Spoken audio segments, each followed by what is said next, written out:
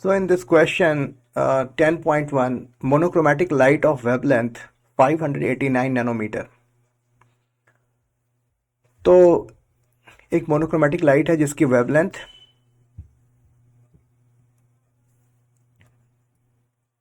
589 nanometre है। ठीक है, तो it is incident from air on the water surface. तो आपकी सुविधा के लिए मैंने डायग्राम बना रखा है। What are the wavelengths, frequency and speed of reflected and refracted light.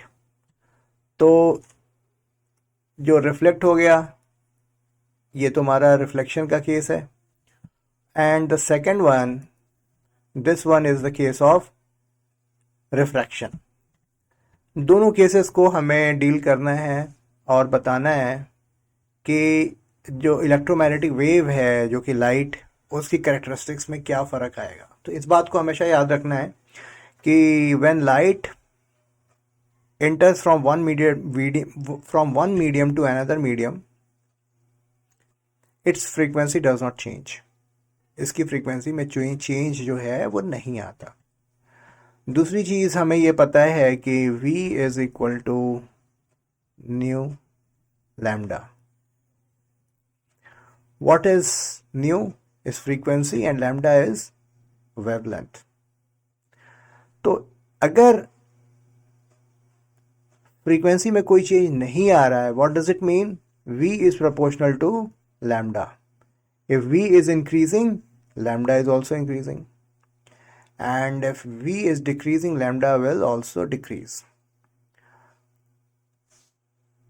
One more thing we must remember, जो ऑप्टिकल डेंसिटी वाटर की जो है एयर से ज़्यादा है, तो velocity of light in water will be less than velocity of light in air.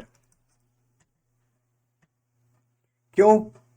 क्योंकि water medium जो है वो ज़्यादा डेंस मीडियम है, तो वहाँ पर लाइट की स्पीड घटती है। जैसा कि हमने यहाँ पर देखा, वेलोसिटी जो है it is directly proportional to lambda.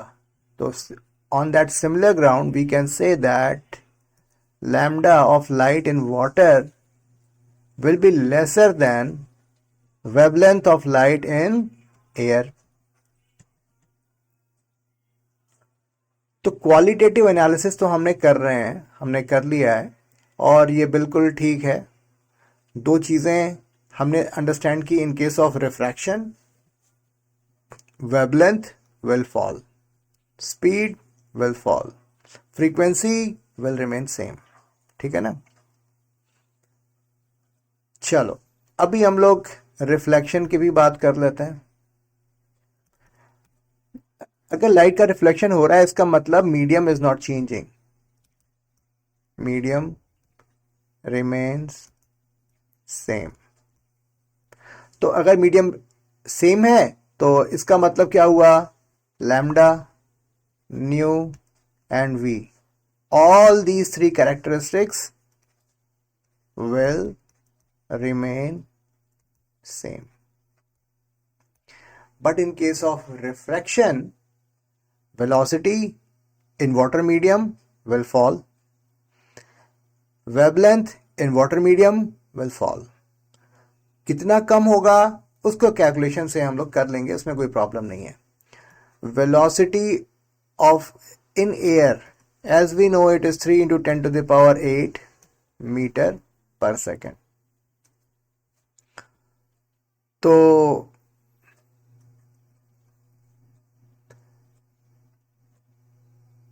तो इसका मतलब ये हुआ कि वेलोसिटी इन वाटर कितना कम होगा? v divided by refractive index. तो 3 into 10 to the power 8 divided by 1.33 meter per second. On solving this, we get 2.26. 2.26 into 10 to the power 8 meter per second. Let's talk about lambda in water.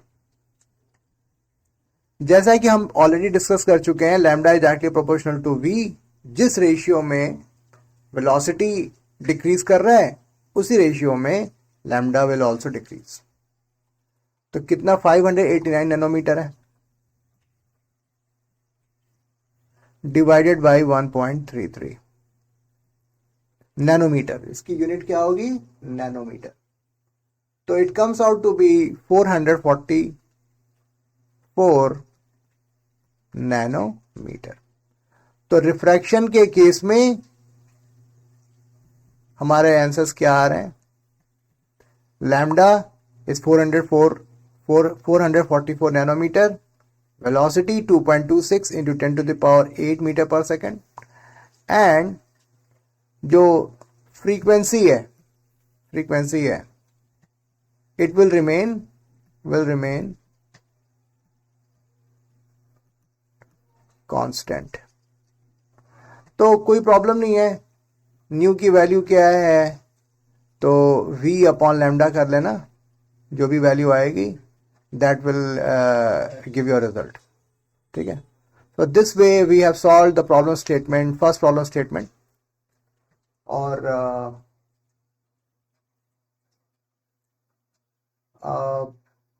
चलो जैसा मैं देख पा रहा हूँ कि इन्होंने सॉल्व भी किया हुआ है. तो v की वैल्यू जो है, चाहे आप केस ऑफ रिफ्लेक्शन लो या refraction, in both cases you will be getting the same result. और न्यू की वैल्यू क्या होगी? v upon lambda. तो v क्या है? 3 into 10 to the power 8 divided by और 589 नैनोमीटर 10 to the power -9. ठीक है ना. तो it comes out to be 5.09 into 10 to the power 14 hertz. So this way we have got the answer of first problem statement. So thank you very much for watching this video. If you like this video, then please do like, share and subscribe this channel. So God bless you all.